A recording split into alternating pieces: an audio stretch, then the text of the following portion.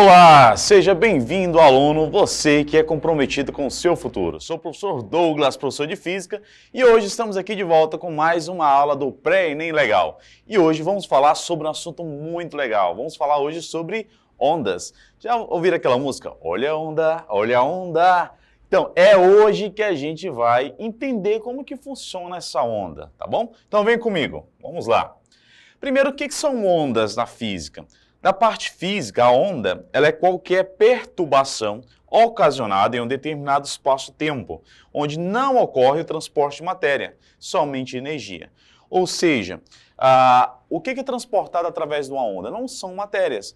A onda, na verdade, ela é um transporte de energia. E que energia seria essa? Pode ser energia cinética, energia eletromagnética. Então, esses tipos de energia que são transmitidos, são transferidos através de uma onda, né? A gente vai perceber em algumas situações do nosso cotidiano. Por exemplo, temos aqui, né, as cordas de um violão. Então, percebe que aqui está sendo transmitido um desenho de uma onda, né? Um outro exemplo também seria o reflexo de uma imagem na água. E também o outro exemplo seria aqui um radiocardiograma, né? Então temos aqui o raio-x, perdão. Nesse raio-x, observa aqui que temos aqui ondas eletromagnéticas que estão sendo emitidas para que possamos ter essa imagem. Então, as ondas elas se classificam tanto quanto as suas naturezas, quanto ao seu tipo de propagação. Quanto à sua natureza, né, temos aí dois tipos, são ondas mecânicas e ondas eletromagnéticas. As ondas mecânicas, elas necessitam de um meio para se propagarem, ou seja, elas resultam da deformação provocada em meios elásticos. No caso de ondas mecânicas, né, elas transportam apenas energia mecânica, relacionada à energia cinética. Por exemplo, elas precisam de um meio para se propagar. No caso, uma corda, se eu balanço uma corda, né, ela vai fazer ali um movimento de onda. E isso é um exemplo de ondas mecânicas. Então, vamos lá para outro. Temos também as ondas eletromagnéticas. Ondas eletromagnéticas, diferentemente das ondas mecânicas, elas não necessitam de um meio para se propagarem. Elas resultam de vibrações de cargas elétricas, que transportam pacotes de energia, que na física chamamos de fótons ou quantos de energia. Tá? Então, quando eu falo de ondas eletromagnéticas, por exemplo, o próprio Sol emite lá ondas eletromagnéticas, né? E já ouviram falar no espectro visível? O que é esse espectro? É a quantidade de ondas que a gente pode visualizar. Então, se a gente parar para pensar, trazendo aqui para a nossa tela, no espectro visível temos a lâmpada, que a gente vê normalmente, né? Quanto mais você aumenta, você também pode ver o Sol, né? Você também pode ver o controle. Porém, o que acontece? Quanto mais próximo das cores vermelhas, né? Imagina o arco-íris. Quanto mais próximo da cor vermelha, menor vai ser a frequência da onda. Então você vai ter aí o radar, a TV, o rádio, né? Isso tem a ver com a distância a qual é localizada. E quanto maior, mais próximo de cores mais escuras, né? Mais próximo do lilás, do azul lá do arco-íris. Então, vamos ter a radiografia, elementos radioativos, dentre outros, tá certo? Então, são dois tipos, mecânica e eletromagnética. Quanto aos tipos de onda, existem três tipos. O primeiro tipo é o tipo de ondas em uma direção. O que seria isso? Um D, uma direção. Então aqui, por exemplo, se eu tenho uma corda, a sua propagação da onda ela vai apenas em uma direção, vai para frente, né? Se você balançar. No caso aqui, o som é um exímio exemplo dessa parte de ondas que são unidimensionais. Por quê? O som se propaga em apenas uma direção. Se você ligar uma caixa de som, por exemplo, o som que é emitido daquele fone da caixa, ele está sendo emitido em uma única direção. Como a gente pode observar aqui na imagem da nossa tela, né? Temos o rapaz aqui que ligou uma caixa de som enorme, né? E o que vai acontecer? Se ele vai tentar tocar em frente à caixa, a caixa vai fazer com que o som se propague na direção dele, já que ele está em frente, fazendo com que ele seja arremessado aí, tá bom? Temos também as ondas bidimensionais. É quando elas se propagam no plano, ou seja, se propagam em duas dimensões, duas direções, né?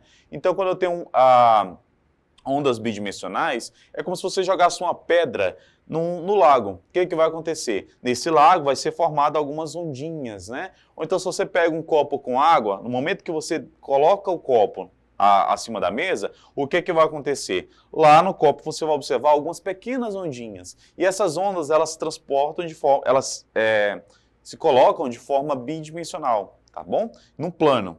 Aí temos as ondas tridimensionais. É quando elas se propagam em todas as direções. Por exemplo, temos o Homer aqui lá dos Simpsons, né? Percebe que ele está se tremendo aí. Isso acontece quando você tem um terremoto. O terremoto é um exemplo de onda que ele se propaga em todas as dimensões. Por isso é chamado de onda tridimensional. Como a gente pode ver aqui na imagem, também ao lado do Homer, né?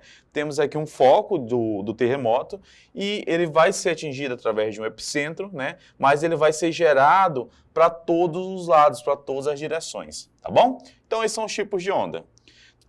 Temos também a questão da propagação da onda. A onda ela se propaga de forma transversal e de forma longitudinal. As transversais é quando a vibração é perpendicular à propagação, ou seja, se você balança uma corda, né, percebe aí que a vibração dela vai para cima e para baixo, né? O outro exemplo é a ola mexicana. Se a gente pensar numa ola mexicana, o que é a ola mexicana? Alguém assistiu um jogo de futebol? Já viu aquela, né? Se levanta as mãos ali, o pessoal vai levantando a mão e vai sentando, né? Vai formando um formato de uma onda desse movimento de mãos. Chamamos isso de ola mexicana, né? E isso representa claramente a vibração da onda, o movimento da onda, né? A gente observa isso também nas ondas do mar, essas ondas transversais, né, que elas vão para cima e para baixo.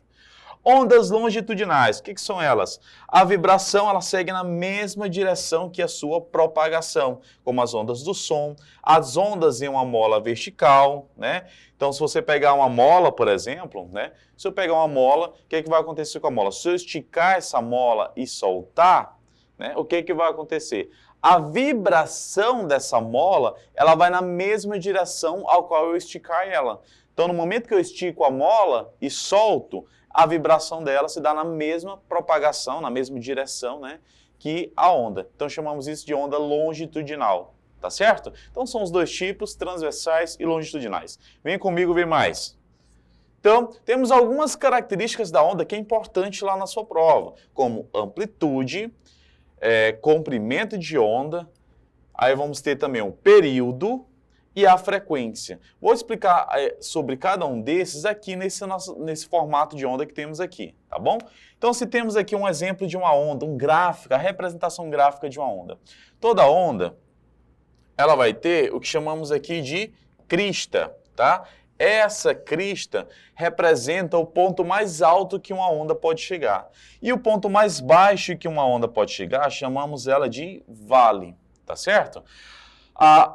O tamanho de uma crista ou de um vale, chamamos aí de amplitude. Então, amplitude é isso, essa distância do tamanho da crista ou do vale, que é essa altura maior e a altura menor da onda, tá certo? Aí temos o comprimento de onda. Professor, o que é o comprimento de onda? Comprimento de onda é o tamanho dessa onda no que se diz respeito, né, ao seu movimento. Então, percebe que ela faz esse movimento, ela sai de cima, vai até embaixo e volta para cima. É quando ela vai e volta na sua mesma posição. Quando isso acontece, temos um comprimento de onda que a gente representa pela letra lambda, tá? Uma letra grega aí que utilizamos para representar esse comprimento de onda. Então, para a gente entender, né, algumas equações fundamentais são importantes na hora de você resolver questões do Enem. A velocidade de uma onda, por exemplo, ela pode ser calculada da seguinte fórmula. Nas aulas anteriores de física, vimos que a velocidade é igual ao espaço dividido pelo tempo, né, ou distância percorrida dividida pelo tempo, o intervalo aí que temos esse delta, né? Vimos isso na aula passada. Agora, a gente vai utilizar o quê? Esse variação de tempo é o período da onda, né? Mencionei a respeito do período, o período é o tempo, geralmente esse tempo é dado em segundos, tá?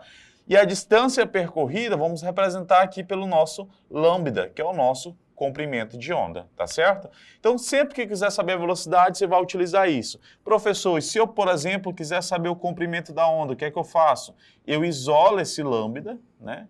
Eu vou isolar ele, e ele vai ficar igual ao quê? Percebe que o T ele vai multiplicar com V, como se fizesse aqui tchu-tchu. Então vai ficar o quê? Velocidade vezes a frequência. Se caso eu quisesse saber da frequência, que é o T, vai ser o quê? T igual a lambda dividido, o V está multiplicando, passa dividindo, dividido para a velocidade. Então isso a gente vai trabalhando com essa equação fundamental do nosso comprimento de onda. Tá bom? Então já temos aqui, né, a velocidade você tanto pode calcular como sendo lambda dividido pelo período, né, comprimento dividido pelo período, ou você pode multiplicar o comprimento vezes a frequência. Nossa, professor, mas a frequência agora está multiplicando e é a mesma velocidade? Sim. Por que é a mesma velocidade? Porque a frequência ela é igual ao inverso do período, tá bom? Ela é igual ao inverso do período. Então, o inverso da divisão, que é o que temos aqui, é o quê? É a multiplicação. Então, em alguns lugares, em algum momento, a gente vai poder utilizar isso na hora da sua prova. Aí, o que precisamos saber? A velocidade, que é o nosso Vzinho aqui, né? A velocidade, ela é o quê? É medida em metros por segundo. O comprimento, ele é medido em metros, que é o nosso lambda. O F, que é a frequência, ele é medido em hertz, que a gente representa geralmente só Hz. E o tempo, período da onda, é medido em segundos. Tá bom? Então, essas são as equações fundamentais. Temos aqui o período, né? Como eu falei, é o inverso da frequência. Frequência é o inverso do período, um é o inverso do outro. E a nossa equação fundamental de velocidade. Tá bom? Essas são as equações fundamentais de onda. Mas aí eu pergunto a você, e seu coração como que está hoje? Né? Então, a gente sabe que para estudar isso é uma teoria muito bonita e tal, a equação, beleza. Mas e aí, como que o Enem cobra isso? Aí eu pergunto a você, como que está seu coração hoje? Tá? Já temos aqui um exemplo de ondas eletromagnéticas aqui, representada aqui no eletrocardiograma, tá bom? Mas agora, vamos agora praticar com as questões do Enem e vem comigo para a gente resolver juntos. Vamos lá.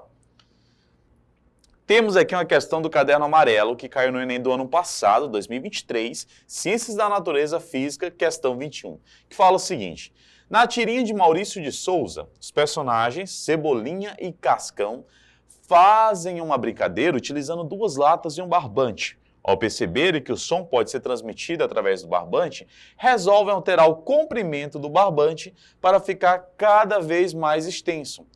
As demais condições permaneceram inalteradas durante a brincadeira.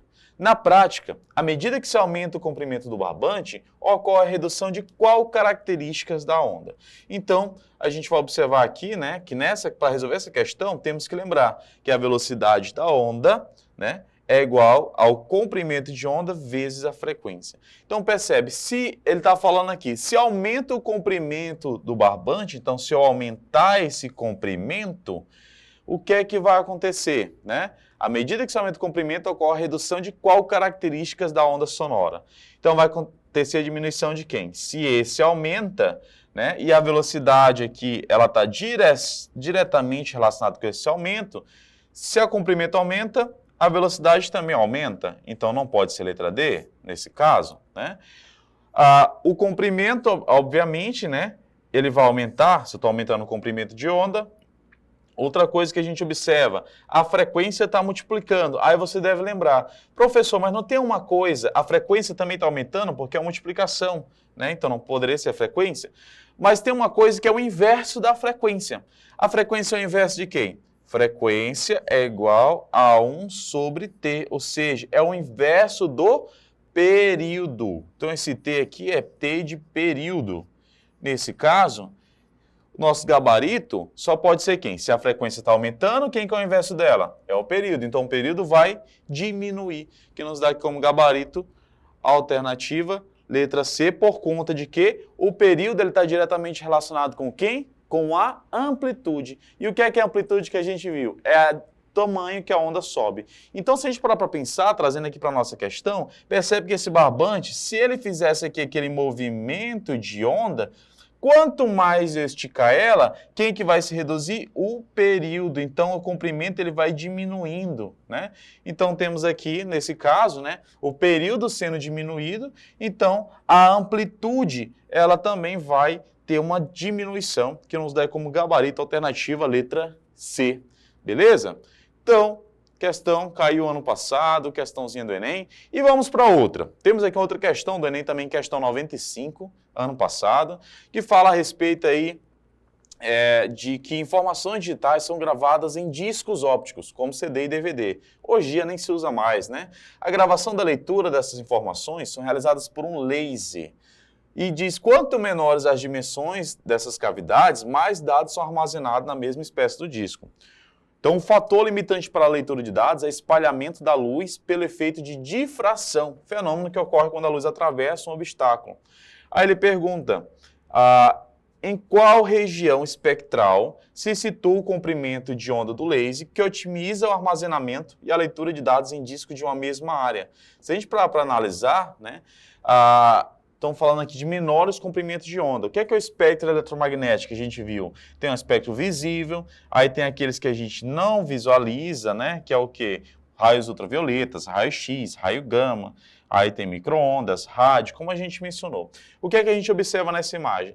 Quanto menor o comprimento da onda, né, que é essa direção para cá, percebe que raio-x e raio gama são menores, né? O comprimento é aquela distânciazinha. Quanto menor o comprimento da onda, ele fala em qual região se situa o comprimento da onda que otimiza o armazenamento e a leitura de dados do disco de uma mesma área. Ou seja, ela está sendo menor quando a gente vai indo em qual direção? Vai indo na direção de cores mais frias. Então, essa gabarito daqui só pode ser alternativo o quê? A alternativa, percebe aqui, comprimento é igual a velocidade vezes a frequência. Se eu aumento a frequência, eu diminuo o comprimento. Nesse caso, alternativa gabarito letra A, de violeta, já que é a última cor que a gente vai observar aqui no nosso espectro eletromagnético. Beleza? Então, questãozinha aí, letra A, questão que foi cobrada no Enem 2023. E a gente precisa entender que quanto mais quente for a cor, maior vai ser o comprimento de onda. Quanto mais fria for a cor, menor é o comprimento de onda, tá certo? Então, vem comigo agora para a gente resolver mais uma questão do Enem. Mais uma questão que também caiu no Enem de 2023. Olha só, quanto que isso foi cobrado no nosso último Enem, né? Temos aqui a questão que fala, é comum em viagem de avião sermos solicitados a desligar os aparelhos cujo funcionamento envolva a emissão ou a recepção de ondas eletromagnéticas como celulares. A justificativa dada para esse procedimento é, entre outras coisas, a necessidade de eliminar fontes de sinais eletromagnéticos que possam interferir nas comunicações via rádios dos pilotos com as torres de controle. Essa interferência poderá ocorrer somente se a onda emitida pelo celular e as recebidas pelo rádio do avião forem iguais, né? Nesse caso aqui, o que é que a gente observa, né? Temos a frequência da onda que é medida em hertz. Para que se tenha essa questão da interferência, né? Essa interferência ela poderá ocorrer somente se as ondas emitidas pelo celular e recebidas pelo rádio do avião, e aí forem o quê? Forem ambas audíveis, tiver a mesma potência, a mesma frequência, a mesma intensidade. Aqui estamos falando de quê? Kilohertz. Hertz eu estou me referindo a quem? A uma quilo. Primeiro que quilo é igual a 1000, né? Primeiro que quilo é igual a 1000. Se eu estou falando de hertz, é a medida de frequência. Então, a cada quilo que você tiver, você tem 1000 hertz. Então, no caso aqui, temos aqui 600 kHz, 600 mil hertz. Aqui também vai ser 800 mil e aqui também vai ser 1 milhão. Nesse caso, elas devem ter o quê? Estamos falando de frequência? Então, tem que ter a mesma frequência. Então, se a frequência que você recebe no seu celular, né, lá no avião, se a frequência que você recebe no seu celular, ela for igual à frequência emitida pelo rádio controle do avião, o que é que isso pode gerar? Pode gerar uma falha, uma interferência na comunicação do piloto, né, com o pessoal do controle lá da via aérea, e isso pode gerar, desencadear até mesmo um possível acidente, né, aéreo, que é algo que a gente precisa evitar. Então, por muitas vezes, se pede que desligue o celular na hora que você estiver no avião. Entendido? Tá certo? Então, é sempre a mesma frequência. Se tiver a mesma frequência, significa que não pode. Beleza? Então, bora lá. Questãozinha do Enem, mais uma para a gente finalizar essa parte aqui de ondas, né? Essa parte inicial. E temos aqui uma questão de 2021, que fala que o eletrocardiograma, né? Já perguntei sobre o seu coração hoje, ele é um exame cardíaco que mede a intensidade dos sinais elétricos advindos do coração. A imagem apresenta o resultado típico obtido em um paciente saudável e a intensidade do sinal VEC em função do tempo. Tá certo? Então, de acordo com o eletrocardiograma apresentado, qual foi o número de batimentos cardíacos por minuto desse paciente durante o exame? Então, temos aqui um gráfico, né? E esse gráfico representa aqui a intensidade do sinal e queremos saber qual foi o número de batimentos cardíacos por minuto baseado nesse gráfico. Observa que esse gráfico, primeiro, temos aqui a distância do comprimento da onda, né? Esse comprimento de onda, precisamos saber quanto que equivale. Temos aqui o tempo, que é essa direção, né?